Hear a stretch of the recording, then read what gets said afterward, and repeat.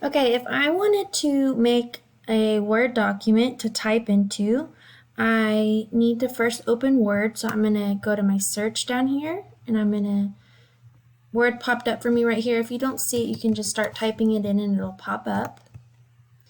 And then while you click the blank document, and then when you're in Word, you can start typing your story or your writing. Okay. Then you need to save it, and you're going to hit File, Save As, go down to Browse, and you're always going to save it to your desktop. That's the easiest place to find it. And then I'm going to make my file name, I'll just leave it, I like to eat apples. So my desktop, I make sure it has a name, and I push Save.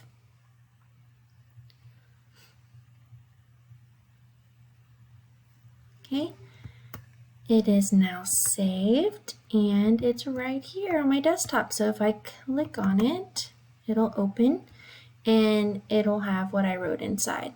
So I'm going to close it, and now I'm going to show you how to upload it to Schoology. So I'm going to click on my internet button. I have Schoology open. I'm in my reading already.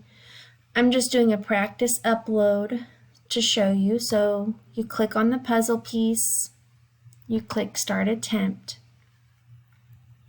and then you click the blue button that says Upload Files. Now remember, it's on my desktop, so I need to make sure that my desktop is blue. And then all of the things over here are all the things that are on my desktop, and I see it right here at the bottom. It says, I like to eat apples. Sometimes you might have to scroll to find it. It might be further down. But when you find it, you click on it, it turns blue, and you're going to push Open. Now it's uploaded. I'm going to hit Review, and then Finish, and Yes. Now it says that my work was submitted, and that's it.